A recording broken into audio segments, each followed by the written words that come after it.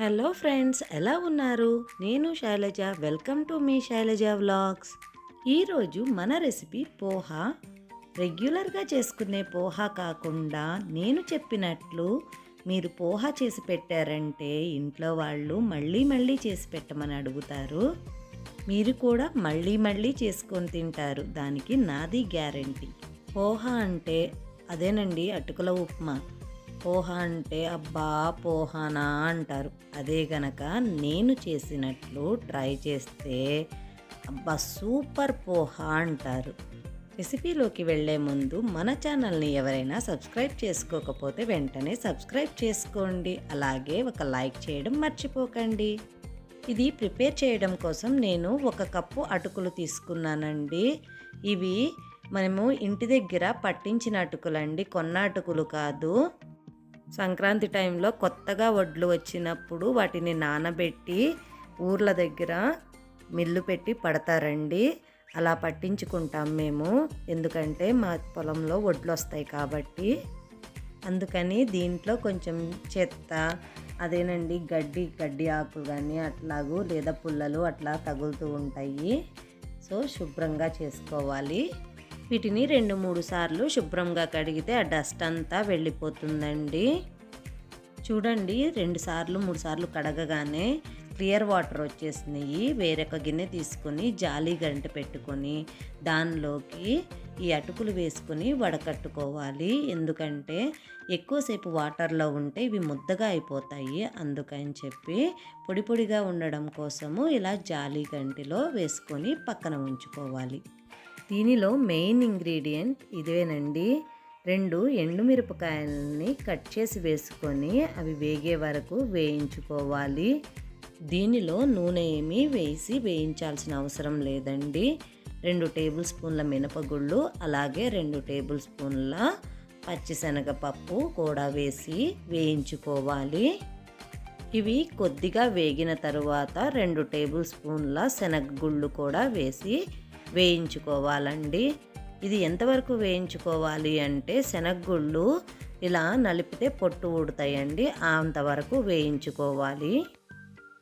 ఇవి వేగిన తరువాత స్టవ్ ఆఫ్ చేసి 2 టేబుల్ స్పూన్ల నువ్వులు వేసి వేయించుకోవాలి. బాణలి వేడికే నువ్వులు వేగుతాయండి, స్టవ్ ఏమీ ఆన్ చేయాల్సిన అవసరం లేదు. ఇలా అన్నీ వేగిన తరువాత వీటిని కొంచెం చల్లార్చుకొని ఒక మిక్సీ జార్లోకి తీసుకొని పౌడర్ లాగా చేసుకొని పక్కన ఉంచుకోవాలండి. ఈ పౌడర్ మరీ మెత్తగా కాకుండా మరీ బరకగా కాకుండా ఉండాలి.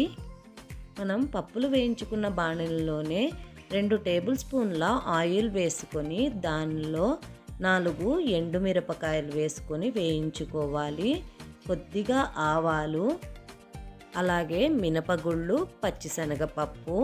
ఈ పప్పులు కొంచెం ఎక్కువ వేసుకుంటేనే పంటి కింద క్రిస్పీగా బాగుంటాయండి పోహాలోకి.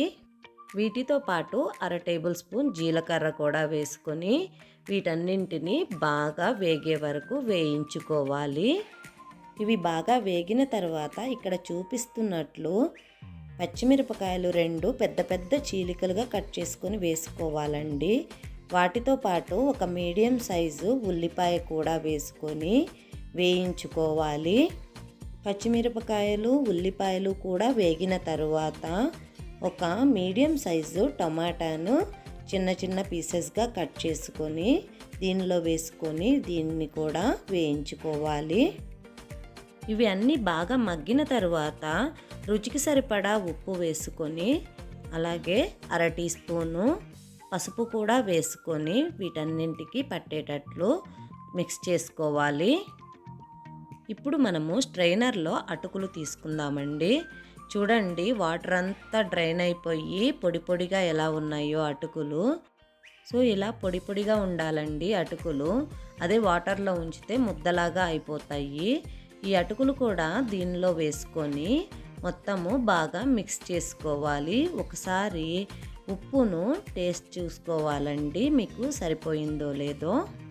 ఉప్పు సరిపోకపోతే ఈ టైంలోనే మీరు కొంచెం ఉప్పు యాడ్ చేసుకొని అడ్జస్ట్ చేసుకోండి. ఇప్పుడు మనము పౌడర్ పట్టి ఉంచుకున్నాం కదండి, ఆ పౌడర్ని ఒక 2 టేబుల్ స్పూన్ల వరకు దీనిలో యాడ్ చేసుకోవాలి. ఈ పౌడర్ మిక్స్ అటుకులకు పట్టేటట్లు బాగా మిక్స్ చేసుకోవాలండి. ఒకవేళ మీకు సరిపోకపోతే ఇంకొంచెం పౌడర్ని కూడా యాడ్ చేసుకోవచ్చు మీ టేస్ట్ని బట్టి. ఫైనల్గా కొద్దిగా కొత్తిమీర వేసుకొని అరచక్క నిమ్మరసం పిండుకొని దీన్ని కూడా మిక్స్ చేసుకొని తింటే ఉంటుంది. అబ్బా, పోహ అదిరింది అంటారండి, అంత టేస్టీగా ఉంటుంది. దీన్ని చల్లారకుండా వేడివేడిగా సర్వ్ చేసుకుంటే సూపర్ టేస్టీగా ఉంటుంది.